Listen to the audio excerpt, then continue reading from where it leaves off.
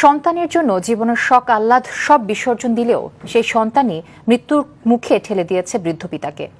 নিজের নামে বাড়ি লিখে না দেয়ায় পিতা আব্দুল বাতেনকে শিকলে বেঁধে ছোট ঘরে আটকে রেখে নির্যাতনের অভিযোগ ছোট ছেলে খোকা মহিউদ্দিনের বিরুদ্ধে।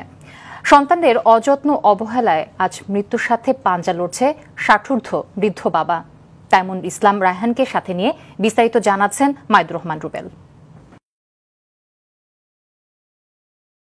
নিজেকে উজাড় করে সন্তানের মুখে হাসি ফোটানো ব্যক্তিটি বাবা। রোদে পুড়ে বৃষ্টিতে ভিজে সন্তানের নিরাপদ ভবিষ্যতের জন্য মাথার গাম পায়ে জড়ান বাবা। আর এই জায়গা নেওয়ার জন্য খোকা কি কখনো আপনারে মারধর করছে? কতবার মারছে? 3-4 দিন মারছে এই লেখা নেওয়ার লেগা। 8-10টা বাবার মতোই নিজ সন্তানের জন্য জীবনের পরিশ্রমের সবটুকু খরচ করে নারায়ণগঞ্জের সোনারগাঁয়ে 3 শতক জমিতে মাথা গোজার ঠাঁই তৈরি করেন আব্দুল বাতেন। সেই সম্পত্তিই কাল হলো তার জন্য। গত 5 বছর সেই বাড়ি নিজের নামে লিখে দিতে চাপ দেন ছোট ছেলে খান মহিউদ্দিন।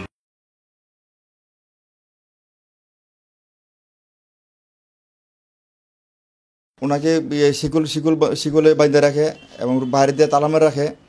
ওনাকে এক গ্লাস পানি দেওয়ার মতো কেউ থাকে না। ওনার পাশের রুমে ওনার ছেলের বউ থাকে, ছেলে থাকে, উনি চিৎকার করে, ওতে কেউ আসে না। টাকা রয়ে গেছে, ওই টাকাগুলো আত্মসাৎ করার জন্য আমার বাবারে মানে বিভিন্নভাবে ওই মারধর করতো, ধাক্কা দা ফালা দিত, ঠিক আছে, হাতে পায়ে বাইরে হইতো, গিরার মাঝে বাইরে হইতো এবং বাইরেটা লিখা দেওয়ার জন্য ও মানে প্রায় আমার বাবাকে বলতো। আমি যতবার যেতাম ততবার আমার বলে, আমার ছোটো ভাই বলে, তুমি যতবার আসবা আমাকে ফোন দিয়ে আসবা।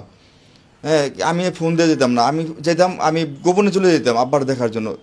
তো যা গেলে আমার বাবা হাউমা করে চিৎকার করতো যে বাবা তুই আমার এখান থেকে বাঁচায় নিয়ে যা, আমার এখান থেকে বাঁচা। ভাড়াটিয়ে গুন্ডা নিয়ে আসে, ঠিক আছে, আমার উপরে হামলা করে, আকস্মিক হামলা করে। মাঝে মধ্যে হঠাৎ ফোন দেয়, কোথেকে ফোন দেয়, কারা ফোন দেয় আমি জানি না, বিভিন্ন নাম্বার থেকে ফোন দেয় যে আমি ওখানে গেলে আমার হাত পা ভেঙে ফেলাইবো, আমাকে মাইরা ফেলাইবো, এইভাবে হুমকি তুমকি দিত। তো আমি ভয়েতে আমি কম যেতাম। আমি যতবারই আমি বাড়িতে গেছি দেখি আমার বাবার এরকম রুমের মধ্যে তালা মেরে রাখে।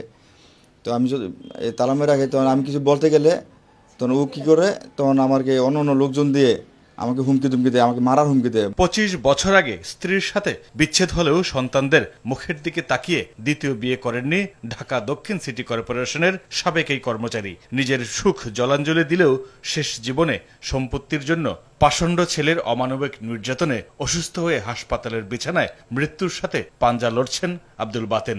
স্বাস্থ্য কমপ্লেক্সে নিয়ে যাওয়া হয়, ওখান থেকে আমরা উন্নত চিকিৎসার জন্য ঢাকা নিয়ে আসি। ঢাকায় এনে আমরা ওনাকে ভর্তি করি আইসিডিডিআরবিতে আপনার 3 দিন ছিল চিকিৎসাধীন। ওখান থেকে রেফার করা হয় ডিএমসিএসে নেওয়ার পরে, ঢাকা মেডিকেল কলেজে নেওয়ার পরে ওখান থেকে বলেছে যে আপনাদের এই রোগীর চিকিৎসা এখানে হবে না, আপনারা অন্য কোথাও নিয়ে যান। তো এখন ওখান থেকে আমরা আমাদের সায়দাবাদ আল কারিম জেনারেল হসপিটালে নিয়ে আসছি। এখানেও সেম কথা, এখানেও ভর্তি আছে আজকে প্রায় 5 দিন হলো। এখানেও সেম কথা, মানে ডক্টররা বলতেছেন যে আপনার বাবার চিকিৎসা এখানে হবে না, আপনারা ওনাকে নিয়ে আপনাদের মতো করে আপনারা অন্য কোথাও নিয়ে যান। তো এখন পায় কোনো খাবার দাবার না পায়, তাহলে একটা মানুষকে একটা ঘরে বন্দি থেকে সে কি একজন মানুষ থাকতে পারে? এই পর্যায়ে আমার বাবা সেন্সলেস হয়ে গেছে। ওনার এখন যে অবস্থা, উনি এখন বাঁচে কিনা এটাই সন্দেহ। স্বামী স্ত্রী দুজনে মিলেই আমার আব্বার উপরে এই অমানবিক নির্যাতন করেছে দিনের পর দিন, একটা না 5 বছর, 2017 সাল থেকে নিয়ে 2021 সাল পর্যন্ত। বারবার যোগাযোগ করেও নির্যাতনকারী ছোট ছেলের বক্তব্য পাওয়া যায়নি। মাইদুর রহমান রুবেল, RTV, ঢাকা।